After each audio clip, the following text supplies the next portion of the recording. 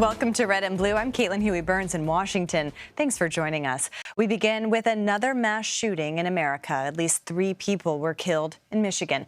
It happened a night before the nation marked 5 years since the Parkland massacre.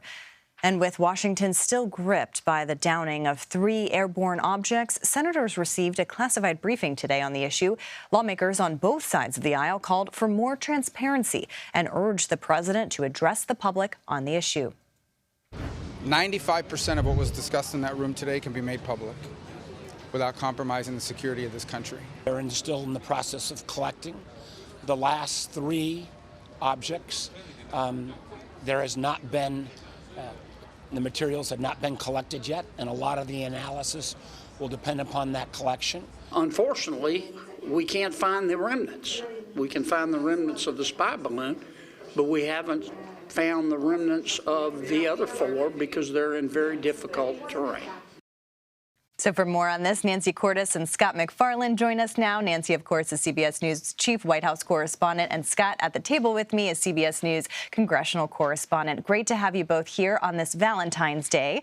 Scott, I want to start with you because heading into this briefing, it seemed like lawmakers were asking the question that we were all asking, which is, what is going on here? Did they learn anything? Yeah, they weren't as chatty as normal. I think that's your first indication this is just a different thing. This is a unique issue. You know, we can almost set your watch or your clock to the rhythms of Congress, the predictability of how they're going to respond to certain things. But this has been different from the start. Haven't seen anything like this. And today was the first day in which I saw both parties kind of coordinating or synchronizing in message. All the Democrats with whom we spoke or from whom we heard were saying that we need to recover what was shot down, the last 3 items, before we can deduce the danger or the importance of those items. And those recoveries are going to be a while because of weather. Democrats were consistent on that. Republicans were consistent in arguing that there is a lack of transparency in some way, shape, or form from the Biden administration about these shootdowns, which is in line with the regular Republican arguments about a Democratic administration, including the Biden administration. So in this unicorn moment of something we haven't seen before, both sides, at least after the briefing today, seem to be getting on the same page with each other. Interesting that you bring up transparency, because you even heard from Dick Blumenthal saying the public needs to know more. I mean, Nancy, there's been this growing pressure on the administration, especially from Republicans, for the president to weigh in here publicly, say something to the American people about what's going on. Have you gotten any indication from the White House about whether they want to do that? Nope. And we asked again multiple times today. They said that the president is engaged, that he is being kept abreast of developments, but they had no information for us about when and how he might address the American people. The argument that we heard from Republicans over and over again was that a lot of what they heard in that classified briefing could be shared with the public. And they say the president is the person to do it. They say, look, it's highly unusual for the U.S. to shoot down 1, let alone 4 objects over U.S. territory. And they say that creates a condition where people are nervous. Americans are wondering what these objects are. And they say that the president, the commander-in-chief who ordered these objects to be shot down, has a duty to step forward and explain to the American people what he knows, even if he doesn't know everything yet. And Nancy, on that note, you asked a really good question in the briefing today about kind of the process of shooting these objects down. Can you talk a little bit more about what the White House said or didn't say in response to your question, and what that process is like, and how, you know, these instances seem to kind of differ? I mean, the first one seemed pretty serious, but lawmakers today were saying that there is no threat at this point. Sure. Basically, what I was asking the White House press secretary is what's the standard going forward for these objects when they are spotted on military radar? Does the Pentagon have the authority to shoot them down, or will they always need to get sign-off from the President of the United States? I mean, we saw shoot-downs, 3 shoot-downs in 3 days over the weekend. If we're going to see something like that again, where, you know, every day there's a new object, is the president going to have to be consulted every day about whether or not an object should be taken out? It won't won't surprise you to know I didn't get a very specific answer to that question. The White House press secretary said that they're not going to get into the process, but that certainly the president was involved in the decision to shoot down the objects that we know about so far. And Scott, back to the messaging that you were saying that there has been some alignment. There also seems to be, Republicans taking this opening to take some shots at the president in terms of China. Is there any sort of political fallout that you're watching on the Hill? Yeah, I wonder when China emerges in this Congress. Earlier than maybe Republicans expected. They have a new committee that focuses on the threat from China. We know they are salivating to get into the issue of TikTok. A hearing is scheduled in the U.S. House Energy Committee for March, with an argument that that is a Chinese spy operation in itself. And here they are, now with a moment to criticize the administration over its handling of China, perhaps earlier than they expected, but they are certainly getting up to speed quickly. And we'll see how that continues with their new committee and with these allegations about TikTok. Yeah, that committee will be really interesting to watch as hearings get underway. Nancy, I also just want to ask about the president's comments about that shooting in Michigan, which has become an all too familiar scene, unfortunately. How is the White House responding?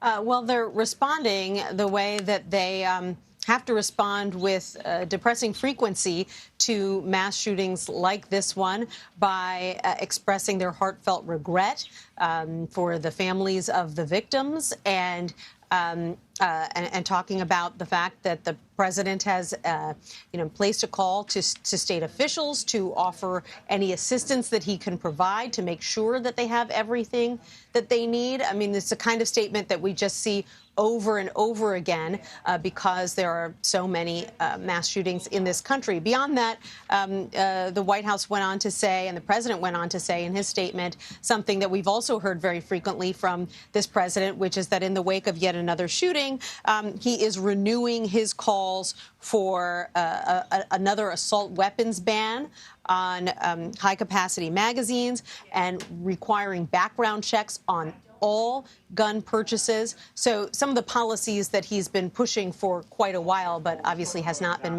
able to make any headway on. Yeah, and he certainly pushed that at the State of the Union last week. Scott, I want to switch gears a little bit because you interviewed Congresswoman Angie Craig, who was assaulted outside her, or inside, I should say, her apartment complex last week.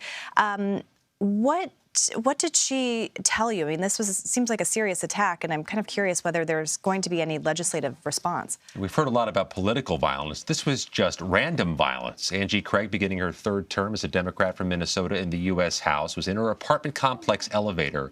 A man, according to police, trapped her in there, demanded to go up to her apartment and into her apartment, punched her, grabbed her by the neck. She threw hot coffee on him to escape at the next elevator stop and did so. Here's more of our interview with Angie Craig and what she had to say about that day and moving forward. As scary as this is, you don't seem shocked that it happened. Look, I got really lucky now that I know just how many times he's assaulted other people. I was assault number 13 on his record. And I'm going to do everything in my power to make sure there is not a 14, a 15, a 20. The defendant from D.C. charged with a 10-year felony. He's in jail pending trial.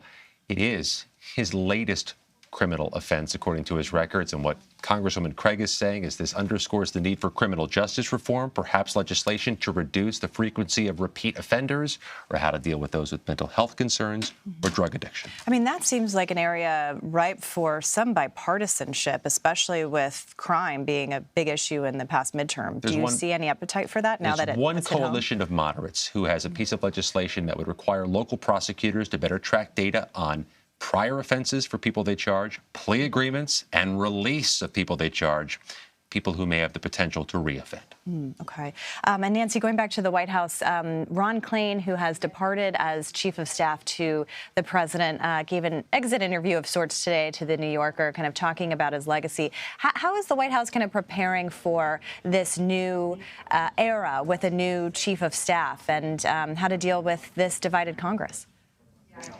Well, he's going to have to dive in head first because there's so much going on. Obviously, they're currently dealing with a potential of an escalation of tension with China.